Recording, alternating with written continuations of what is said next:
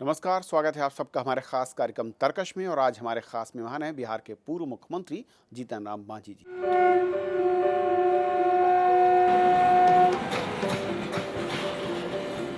जीतन राम मांझी का जन्म बिहार के गया जिले के महकार गांव में एक मजदूर परिवार में 6 अक्टूबर 1944 को हुआ। गांव में पढ़ाई की व्यवस्था न होने के चलते मजदूर पिता ने उन्हें जमीन मालिक के यहाँ काम पर लगा दिया। मांझी ने 7वीं क्लास तक की पढ़ाई बिना स्कूल गए पूरी की। उन्होंने 1962 में सेकंड डिवीजन से मैट्रिक और 1966 में स्नातक की डिग्री हासिल की।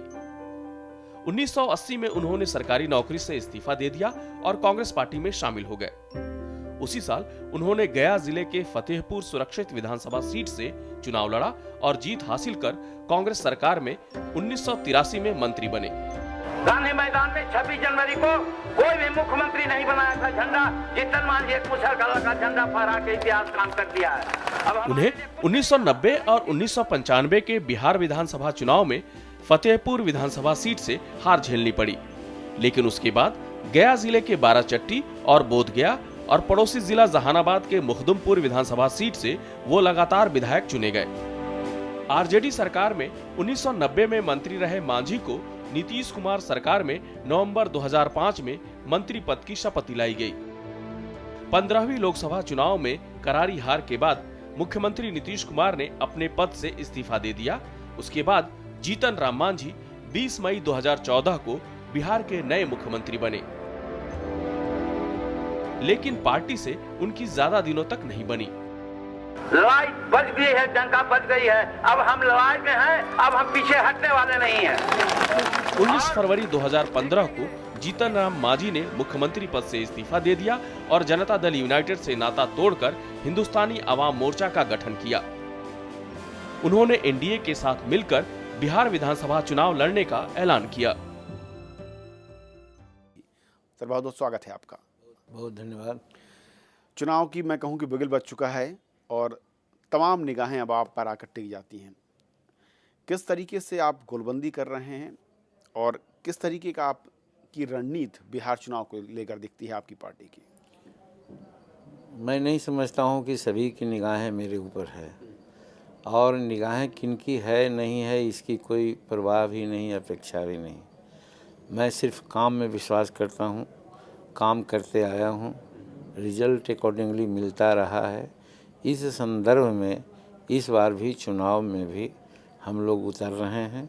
वैसे गठबंधन जो नीतीश कुमार और लालू जी का बना है उसके खिलाफ जंग में उतरने की तैयारी हमारी है। क्योंकि आपने एक तरीके से आह्वान किया है दलितों में कि वो एकजुट हो जाएं और नीतीश के खिलाफ वोट करें। कल तक मांझी साहब की पहचान ऐसी हुआ करती थी कि वो नीतीश जी के सबसे खास सिपहसालार हैं। आज उन्हीं के खिलाफ आपने बिगुल बजाया है, उनके खिलाफ लोगों को आप आह्वान कर रहे हैं। मैं नीतीश कुमार जी के खिलाफ नहीं हूँ। उनके कार्यों से कुछ ऐसे परिलक्षित बातें आई जिसे लेकर के मतभिन्नता पहले से भी होती रही जब उनके मंत्रिमंडल काल में थे। और आप जानते हैं कि हम गरीब परिवार से आए हैं, गरीबी को हमने झेली है, देखी है। कोई सुना होगा, सुनने की बात और झेलने की बात अलग होती है। जब कभी बात होती उनके मंत्रिमंडल में रह के गरीबों के हित में, गरीबों की योजनाओं के बारे में जब बात करते थे तो हमें नहीं लगता उसमें कोई दिलचस्पी लगाते थे। और कुछ वैसे काम जो शेड्यूल कास्ट के लिए हुए उसमें अंतर विरोध हम लोगों में हुआ। सबसे बड़ा विरोध उस बात पर हुई कि दलित को उन्होंने बांट करके देखने का काम किया, दलित और महादलित ऐसा सच करके किया। प्रारंभ में ऐसा लगता था कि जो गरीब तबके के लोग हैं उनके लिए कुछ ज़्यादा अच्छा होना चाहिए, लेकिन महादलित आयोग का जो रिपोर्ट आया और उस रिपोर्ट के आधार पर जो उन्हें अनुशंसा की थी, अगर उसको माना जाता था किसी को कोई दिक्कत नहीं थी। उसकी अनुशंसा को उन्होंने नहीं माना और आगे बढ़ते गए और बढ़ते बढ़ते शेड्यूल कास्ट में सिर्फ एक जात को, पासवान जात को अलग रख करके बाकी को एक साथ किया। तो जिस प्रकार से अंग्रेज़ों ने डिवाइड एंड रूल करके हिंदुस्तान पर राज किया, उसी प्रकार से नीतीश कुमार ने शेड्यूल कास्ट को भी जाति के आधार पर बांट करके उस पर कमांड करना चाहते थे। हम इसके विरोध में गए और हमने कहा कि ऐसा नहीं होना चाहिए। सबके लिए सभ्य कार्रवाई होनी चाहिए। अगर किसी का बैकवर्डनेस का मामला है तो उसके लिए कोई क्राइटेरिया बनना चाहिए क्या और जब उसका उनके आप क्राइटेरिया मंत्रिमंडल में है। थे और नीतीश जी जब मुख्यमंत्री हुआ करते थे, तो मांझी साहब क्या ऐसा माना जाए कि जो योजनाएं चल रही थी, कई बार मैं आपके बयानों को पढ़ रहा था, आपने कई सारी स्कीम्स की तारीफ की थी। आप जब मुख्यमंत्री बने तब असल में काम को लेकर दिक्कत शुरू हुई, या फिर आप जब मंत्री थे तभी से कुछ परेशानी शुरू हुई थी? देखिए, मंत्री थे उस समय ही हम बात को समझ रहे थे कि इससे कोई फ़ायदा नहीं होने को है और ये हमारे बिहार पॉलिटिक्स नहीं, इंडियन पॉलिटिक्स का एक ड्रॉबैक्स है कि जो क्षेत्रीय पार्टी होती है उसमें सुप्रीमो नाम की बात आती है और जो सुप्रीमो होते हैं सचमुच में सुप्रीमो होते हैं, वो अपनी चलाते हैं, दूसरे की बात नहीं सुनते हैं। तो हज़ार लोग कहते थे, कुछ अगल बगल के लोग एक दो आदमी की बात सुनते, बाकी की बातों को परवाह नहीं करते। उनका ट्रीटमेंट कुछ इस ढंग से होता था जैसे उनके मंत्रिमंडल सलाहकार नहीं हो और इसी में लोग दब करके कुछ कंप्रोमाइज़ करके आगे चलते रहते थे। हमारे साथ भी वही बात हुई। हम बहुत मुद्दे पर उनको समझाने का प्रयास किया लेकिन उन्होंने नहीं किया। हम भी चले बात सोचा कि चलो कुछ तो हो रहा है, लेकिन जब हमको मौका मिला तब हमने सोचा कि ये मौका का उपयोग करना चाहिए। अगर ऐसा नहीं करेंगे तो यदि हम मुख्यमंत्री से हट जाएंगे और कहीं फेस टू फेस गरीबों से होंगे तो गरीब लोग यही उलाहना देगा कि आप भी तो थे जो कुछ नहीं किया। इसके लिए हमने सोचा कि हमको उनके हित में एकदम व्यवहारिक पक्ष अपनाना चाहिए और निर्णय लेना चाहिए। इसलिए हम नीतीश कुमार का विरोध व्यक्तिगत नहीं करते, उनके कामों को विरोध किया और जिसमें हमको ऐसा लगा कि समाज को वो छल रहे हैं। आप करें कि समाज को छल रहे हैं, लेकिन उन्हीं की पार्टी के लोग ये दावा करते हैं कि नीतीश कुमार ही थे जिन्होंने आपको मुख्यमंत्री की कुर्सी तक पहुंचाया, मुख्यमंत्री का ओहदा दिया, लेकिन आप उन्हीं की सरकार के खिलाफ विरोधी पार्टी से मिलकर साजिश कर रहे थे। देखिए, ये सही बात है आपने कहा। हम कोई मुख्यमंत्री बनने के लिए आवेदन नहीं दिया था और हमको मुख्यमंत्री बनाया गया। हम भी समझते थे जो भावना आप व्यक्त कर रहे हैं कि हमको बनाया, बड़ा उन्नत विचार है, नैतिकता के आधार पर उन्होंने रिजर्वेशन दिया था और एक महादलित को बनाया। लेकिन स्पष्ट कब हुआ कि जब महादलित को आप बनाए और महादलित पढ़ा लिखा है तो मंत्रिमंडल जब बना रहा था तो उससे पूछने से भी गया वो कि किसको मंत्रिमंडल किया जाए। एक सूची आई जीतन मांझी से दस्तखत करने के लिए, वो भी अपने नहीं आए, वो किसी के द्वारा भेजे। आप सोच सकते हैं ये अपमानजनक बात है कि नहीं है। हमको दस्तखत कर दिया चूँकि पहली बार थी। एक दूसरे दिन सभी मंत्रियों को पोर्टफोलियो दिया जा रहा था। क्या हम पूछने से भी गए थे? जब हमको आप बनाए हैं तो हमको कम से कम ये सम्मान देना चाहिए। हम करते वही जो आप कहते, लेकिन कम से कम पूछते। उन्होंने पूछने की जहमत नहीं उठाई। मुख्यमंत्री पद का मुखौटा दिया गया, सारी ताकत उन्हीं के पास। निश्चित रूप में 2 महीना 3 महीना तक यही रहा और जब ज़मीर मेरा जागा कि यदि आगे आने के दिन में हम सब दिन तो मुख्यमंत्री नहीं रहेंगे। एक तो उन्होंने वादा किया था और यही क्या कहा था कि नवंबर 2015 तक हम मुख्यमंत्री बने रहेंगे। हम भी अस्वस्थ थे और जो निर्णय लिया था हम फरवरी महीना में, ताबड़तोड़ निर्णय जिसको आप लोग कहते हैं, इसलिए लिया था कि बजट सेशन होने वाला है। इसलिए नहीं लिया था कि हम जाने वाले हैं चलो लेकर के कुछ चलो। हमने यही कहा था कि हमारा समय फिक्स्ड है और फिक्स्ड है नवंबर 2015, हमको काम करना है। तो हम बजट सेशन के पहले एक इम्पॉर्टेंट निर्णय 2, 4, 5, 10 ले लेंगे और अकॉर्डिंगली उसका प्रोविज़न हम बजट में कर देंगे और अप्रैल मई जून जुलाई 4 महीना में उसको हम इम्प्लीमेंट कर देंगे। इसीलिए सारे निर्णय को लेने का काम किया और वो निर्णय के उपरांत नीतीश जी को ऐसा लगा, लोगों ने समझाया कि जीतन मांझी को तो आपने रबर स्टैम्प के रूप में बनाया था। जीतन मांझी के बारे में तो सोचा था कि जो काम आप कहिएगा वो करेगा, लेकिन जीतन मांझी तो खुद काम करने लग गया। यहाँ पर नीतीश कुमार का वास्तविक चेहरा सामने आया और उन्होंने हमसे कहवाने लगे, किसी से कहवाने लगे और अपने भी कहते। वहाँ पर भी मैं कहता हूँ कि अगर अपने कहते कि जीतन जी या मांझी जी आप बिहार के लिए ठीक नहीं कर रहे हैं, हम 1 मिनट रुकने वाले नहीं थे, हम रिजाइन कर देते। तो जीतन मांझी तो कम से कम जो समझते थे वो मूर्ख नहीं। इसमें उन्होंने गलती कर ली, समझने में गलती कर ली और ठीक उन्होंने कहा कि हम जीतन मांझी को मुख्यमंत्री बना करके गलती किया। सही गलती उन्होंने किया। अगर ये समझ करके कि जीतन मांझी रबर स्टैम्प होगा तो उनकी गलती थी। और क्या ये कहा जाए मांझी साहब कि ये तमाम हालात थे जिसके बाद आपने कोशिश की कि बीजेपी के साथ मिलकर सरकार चलाई जाए, या फिर जो नीतीश कुमार कैंप दावा करता है कि मांझी साहब बीजेपी के कैंप में खड़े हो गए थे और इसीलिए हमने उन्हें हटाने की कोशिश शुरू की थी? वो बात नहीं है। बात सिर्फ यही है कि कोई भी कुर्सी पर बैठता है जिसकी जिम्मेदारी होती है, तो देखा जाता है कि वो घर के लिए, उस कुर्सी के लिए क्या कर रहा है। तो निर्णय होना चाहिए था कि हम जो काम कर रहे थे उससे समाज को भला हो रहा है या बुरा हो रहा है, उससे पार्टी को हित हो रहा है कि अनित हो रहा है।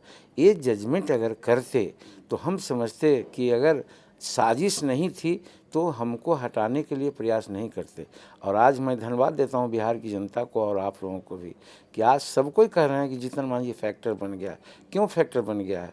हम 34 निर्णय लिए या अच्छा काम किए, तब तो वहाँ के गरीब लोग हमारे साथ आज खड़ा है। लेकिन आप सब इतना जब कुछ कर रहे थे मांझी साहब, तो फिर जो विधायक थे वो असल में आपके साथ क्यों नहीं खड़े हुए? कुछ ही विधायक क्यों आए साथ में, क्या वजह थी? हाँ, उसका भी बहुत अच्छा प्रश्न आपका है। आप विधायक के लिए हम लोग नहीं किया, इसी बात से आप समझ सकते हैं। जिन विधायकों को उन्होंने गाली दी, गाली का मतलब ये हुआ, विधायक कोटा हुआ करता था वहाँ, 2 करोड़, 1.5 करोड़, 1 करोड़ मिला करता था। वे लोग अपने वर्करों से काम कराते थे और वर्करों से काम कराने का फ़ायदा होता था, जो कंट्रैक्टेड बेनिफिट 10% होता है, वो कंट्रैक्टर को न मिल करके वर्कर को मिलता था। तो वर्कर बेचारा कम से कम उत्साहित रहता था, हर प्रोग्राम में काम देता था। उसको इन्होंने रुकवा दिया और कहा कि एमएलए सब लोग चोर है, कमीशन खोर है। इतनी बड़ी गाली आज के युग में जनप्रतिनिधियों को कोई नहीं दे सकता। और वो पटना में करते तो एक बात ही, दिल्ली में आप लोगों के सामने भी सीना तान के कहते थे कि देखिए हम एमएलए कोटा को बंद कर दिया।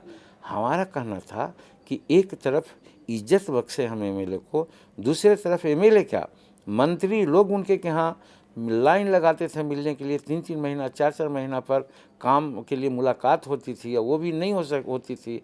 और काम का तो कोई काम सुनाए और कह दिया कि हाँ ठीक है, सुन लिया, जाओ।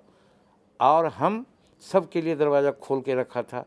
किसी समय आवे एमएलए, किसी समय मंत्री आवे, और मंत्री को बैठा करके जिस पदाधिकारी के अगेंस्ट में कोई बात बोलता था या पैरवी की बात होती थी, टेलीफोन से कह करके यही इंस्ट्रक्शन देते थे कि दूसरा बार हमको रिमाइंडर नहीं देना पड़े। अगर रिमाइंडर देना पड़ेगा अमुक साहब, हम नाम नहीं लेते थे लेकिन पद नाम से करते थे, अमुक साहब, तो फिर आपकी जगह दूसरी जगह होगी। ऐसा कह करके विधायकों को हमने इज्जत बढ़ाया। तो हमको उम्मीद थी कि विधायक लोग हमको साथ देंगे, और विधायक साथ देते। यदि कोनो का कॉन्फिडेंस मोशन सीख करने के समय हम असेंबली चले जाते तो हमको उम्मीद थी कि सब साथ देते। लेकिन उसके पहले आपने देखा, हमको जान मारने की धमकी दी गई। रामेश्वर पासवान सहित दर्जनों ऐसे विधायक हैं जिनके घर पर यही 4-10 को गुंडा बैठा दिया गया और लाठी भांजते थे और यही कहते थे कि जा रहे हैं तो असेंबली। जीतन मांझी के पक्ष में अगर वोट आप करेंगे तो आपका परिवार कहाँ रहेगा, सो आप समझ लीजिए। यानी उसी डर के चलते विधायकों ने आपका उतना साथ नहीं, विधायक ने, हम डर गए कि हम तो जो हैं सो हैं, हमारे विधायक क्यों संकट में पड़ेंगे। इसलिए ये एक्रोमनियस कंडीशन नहीं आवे, इसके लिए पहले ही इस्तीफा दे दिया हमने, ये किया था। मांझी साहब यहाँ पर रुकेंगे एक छोटे से ब्रेक के लिए, और ब्रेक के उस पार कुछ और अहम सवाल और गठबंधन के इस दौर में बिहार की राजनीति कहाँ पर जाकर खड़ी होगी, समझेंगे मांझी साहब से ब्रेक के उस पार। ब्रेक के बाद आपका फिर से स्वागत है। आप देख रहे हैं हमारा खास कार्यक्रम तर्कश, और हमारे साथ हैं बिहार के पूर्व मुख्यमंत्री जीतन राम मांझी साहब।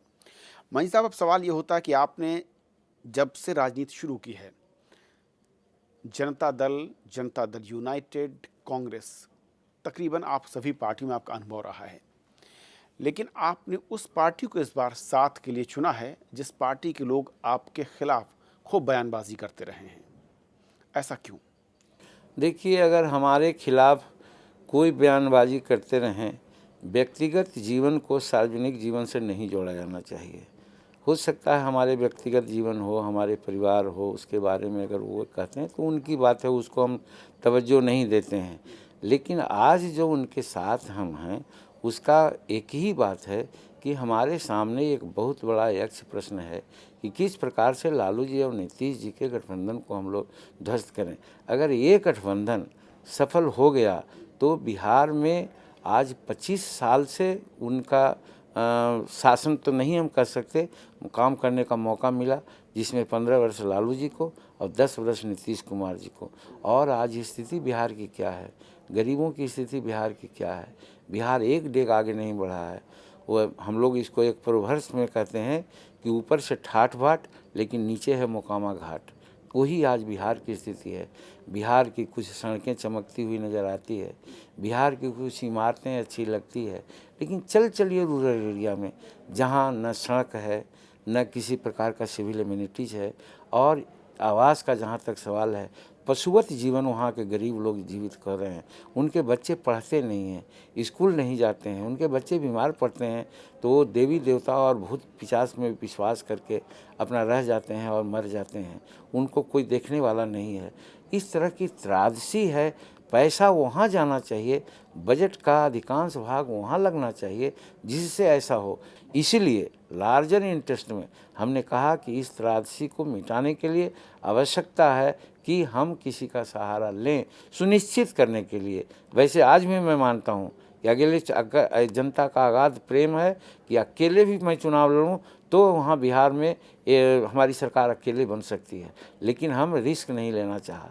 इसीलिए हम भाजपा यानी एनडीए के साथ जाने को, हाथ मिलाने को तैयार हुए हैं ताकि नीतीश कुमार और लालू जी की गठबंधन का सफाया सुनिश्चित कर सकें। क्योंकि मांझी साहब, आपके सरकार के कार्यकाल और जब आप मंत्री थे उस दरमियान के मुझे 3 बड़े बयान याद आते हैं, जिसमें मोदी सरकार जब बनी उस वक्त केंद्र सरकार की बीजेपी पर आपने कहा कि बिहार को लेकर उनका फोकस नहीं है, वो बिहार के विकास को लेकर गंभीर नहीं है। राज्य में बिहार के जो बीजेपी के नेता थे वो आप पर अलग अलग तरीके के आरोप लगाते थे, जिनका मैं जिक्र नहीं करना चाहूँगा, बहुत मैं कहूँ कि below the belt to hit करते रहे हैं।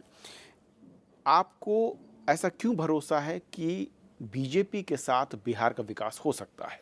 देखिए, प्रारंभिक स्टेज में चूँकि हम उसी स्कूल में पढ़ रहे थे या उसी स्कूल के साथ ही रहे जहाँ रात दिन सांप्रदायिकता की बात की जाती थी, सांप्रदायिकता के विरोध की बात की जाती थी, हमने नज़दीकी स्तर पर कुछ देखने का काम नहीं किया था। लेकिन जब मोदी जी की सरकार बनी, नरेंद्र कुमार मोदी जी की, आज 1 साल हो गया है। 1 साल में हिंदुस्तान में या बिहार में कौन ऐसी बात आ गई है जो पहले सरकार थी उन सरकारों के अलग, कहाँ सांप्रदायिकता की आग फलकी, कहाँ मंदिर मस्जिद ढाए गए, कहाँ 370 क्लॉज को हटा दिया गया, कहाँ civil code, common civil code लागू किया गया। इस तरह की बात को साइड ट्रैक रख करके विकास के लिए जो नरेंद्र भाई मोदी जी आगे बढ़ रहे हैं उससे एक विश्वास जागा है।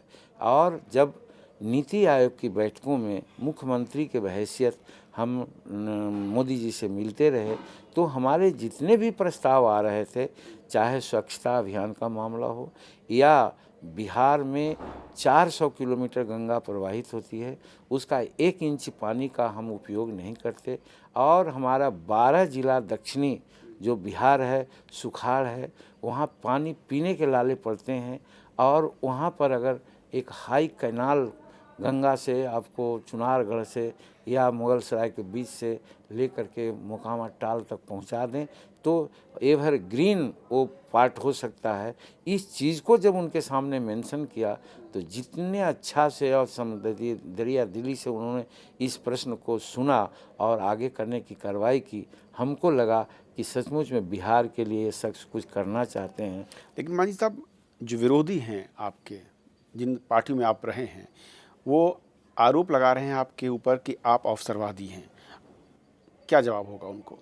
देखिए, वो कह सकते हैं, लेकिन हम यही कह सकते हैं कि जहाँ कहीं से हम हुए, पार्टी हमने नहीं छोड़ी है, पार्टी ने हमको छोड़ दी है। तो फिर हम राजनीति करते हैं तो हम क्या घास काटते? हमारा भी तो कोई ये है। जब हम कांग्रेस में थे, कांग्रेस में हम चुनाव लड़े, हारने वालों में भी बिहार में सबसे ज़्यादा सीट लाए। जब दोबारा देने की बात आई तो एक वैसे आदमी को, स्वर्गीय रामस्वरूप राम जी को टिकट दिया गया जो वो जमानत जब्त किए हुआ उनका, और एक कहते थे कि इस प्रकार की बात होगी और वही हुआ। तो कहने का मेरा मतलब उस समय जानबूझ के हुआ कि हम पार्टी में नहीं रहे। उसी प्रकार से लालू जी के समय में आया। लालू जी के समय में भी कई एक बातें ऐसी आई जो गरीबों के हित में, इंदिरा आवास के बारे में, पढ़ने लिखने स्कूल के बारे में हमने कहा था कि बहुत से टीचर गणोरिया मार करके शहर में 25-25 बरस 30-30 बरस से रह रहे हैं। मैथमेटिक्स और विज्ञान के शिक्षक गाँव शहर में रहते हैं और गांव में हमारे गरीब के बच्चे को पढ़ाने में के लिए मास्टर नहीं है, वहाँ लड़कों की संख्या ज़्यादा है, इसको सुधारिए। तो उसमें लालू जी कहते थे कि हो राज मंत्री के कोई काम बा, लिखे की जरूरत ना बा, वो अपना फुकुर फुकुर लाइट जलाते रहे अब ऐसे करे कहे फाइल ओकरा पास जाता, यही कोई कम बा का। हमको ही बड़ा धक्का लगा कि क्या हम राजमंत्री हैं तो इसलिए हम मंत्री हैं कि हम लाल बत्ती लेकर के घूमते रहें, गरीबों की बात न करें। खैर हमने उनका प्रतिरोध किया, लेकिन 2005 में उन्होंने हमको टिकट काट दिया। हम तो नहीं छोड़ा पार्टी, लेकिन उन्होंने जब टिकट मेरा काट दिया तो हमारे सामने क्या उपाय था राजनीतिक में। तब फिर नीतीश जी के साथ आए। नीतीश जी के साथ में प्रारंभिक स्टेज में अच्छा चला, सारी बातें होती गई, लेकिन धीरे धीरे किसी का गुण अवगुण को लोग जानता है। और जब मुख्यमंत्री के रूप में हमको उन्होंने चयनित किया तो लगा कितने उदारवादी आदमी हैं, कितने महान नैतिकता के प्रणेता हैं। लेकिन बाद में पता चला कि अपने ऊपर आसन्न खतरा जो लोकसभा के चुनाव में कसकर के पिटाए थे और पिटाई के फलस्वरूप आने वाली थी आवाज़ कि आप छोड़ दीजिए, कुर्सी छोड़ दीजिए, आपका विश्वास जनता में नहीं है। इस चीज़ से उभरने के लिए हमको उन्होंने ढाल बनाया। और ढाल इसलिए ही बनाया, जीतन मांझी कोई बोलता नहीं है, सीधा साधा आदमी है, ये जैसे कहेंगे वैसे करेगा। तो मेरा कहने का मतलब है कि इस तरह से उन्होंने हमको उपयोग की वस्तु माना था, लेकिन जीतन मांझी उपयोग में नहीं आया, वो समाज के लिए काम करना चाहा। तो as a matter of fact कोई भी पार्टी को हमने छोड़ी नहीं है, पार्टी ने हमको छुड़ाया। आज नीतीश कुमार जी के भी पार्टी को हमने नहीं छोड़ी है और उन्होंने हमको पार्टी से निकाला है। तो इसलिए अवसर बात तक कहना हम समझते हैं उचित नहीं है। एनडीए के कई साथी हैं मांझी साहब, बिहार में बड़े नेता जो उनकी दावा कर रहे हैं। आपकी पार्टी, आप खुद क्योंकि मुख्यमंत्री रहे हैं, उपेंद्र कुशवाहा की पार्टी एक तरफ, रामविलास पासवान साहब हैं और बीजेपी खुद। अब सवाल ये उठता है कि इन तमाम चेहरों के बीच में किस तरह के मुख्यमंत्री की ज़रूरत बिहार को है? देखिए, मुख्यमंत्री बिहार को वही चाहिए जो गरीबों की बात करे, सब सम्मान सर्वधर्म समभाव की बात करे और सबको जस्टिस, सोशल जस्टिस दे। लेकिन सिर्फ कहने की बात है, सिर्फ नारा नहीं दे, वो उतारे उसको व्यवहार में। तो जो आदमी ऐसा व्यवहार में उतार सकता है वो बिहार का मुख्यमंत्री बनेगा। तो हम समझते हैं कि बिहार के गरीबों के लिए कल्याण की बात होगी। हमको विश्वास है कि जब हम एनडीए में हैं, हम लोग 4 पार्टनर हैं, आपस में बैठेंगे, बैठ करके सारी मुद्दों को हम लोग डिस्कस करेंगे और उसके अलावा जो निर्णय होगा उसको हम लोग अनुपालित करेंगे। और सबसे बड़ी बात है कि हमारे सामने नरेंद्र मोदी जी प्रधानमंत्री भारत सरकार के हैं और उनकी काफ़ी दिलचस्पी है बिहार और बिहार के राजनीति में। हम समझते हैं बहुत सोच समझ करके जो बिहार के हित में होगा वो निर्णय लेंगे। इसलिए उसको व्यक्तिगत रूप में हम कुछ नहीं कहना चाहते हैं। यदि कोई कुछ कहता है, चाहे सीट की बात हो या मुख्यमंत्री पद की बात हो, तो उनकी व्यक्तिगत बात हो सकती है और व्यक्तिगत बात का जवाब देना मैं उचित नहीं समझता। एक आखिरी सवाल मांझी साहब, क्योंकि आप अति दलित उस वर्ग से आते हैं जिसने सरकार में हिस्सेदारी बहुत कम रही है या फिर रही है, तो जो आपने खुद बताया कि मुखौटे के तौर पर पार्टियां और सरकारें इस्तेमाल करती थी। क्या आपको नहीं लगता कि जिस तरीके की आपकी राजनीति रही है और जिस तरीके का आपका अनुभव है, बिहार के लिहाज से सबसे मुफीद नाम अगर एनडीए गठबंधन में कहें तो आप हो सकते हैं? अपने बारे में मैं कुछ नहीं कहूँगा। आप लोग हैं, विश्लेषक हैं, विद्वान हैं, पॉलिटिकल पंडित हैं, वो कहेंगे। हम सिर्फ काम करना जानते हैं और जहाँ भी काम जो जिम्मेवारी मिलती है उसको बहुत ईमानदारी से करते हैं। चाहे जिस सरकार में रहे हों, जो हमको काम मिला है बहुत ईमानदारी से किया है। विश्वोत्तरी प्रभारी मंत्री के रूप में बहुत नेम फेम कमाया, मगध यूनिवर्सिटी सिंडिकेट के मेंबर के रूप में बहुत नेम फेम कमाया, मंत्रिमंडल में भी बहुत सारी बातें थी। लेकिन एक बात है कि कोई पॉलिटिकली आजकल ऐसा होता है कि थोड़ा सा देह को भांजता है। देहात में कहावत है कि औरतें जो हैं गहना पहनती है तो बहुत सा अपना गहना को छिपा कर रखती है और बहुत सा खूब झंझनाती है। तो हम उन झंझनाने वाले में से नहीं हैं, हम अपना चुपचाप अपना काम करते हैं।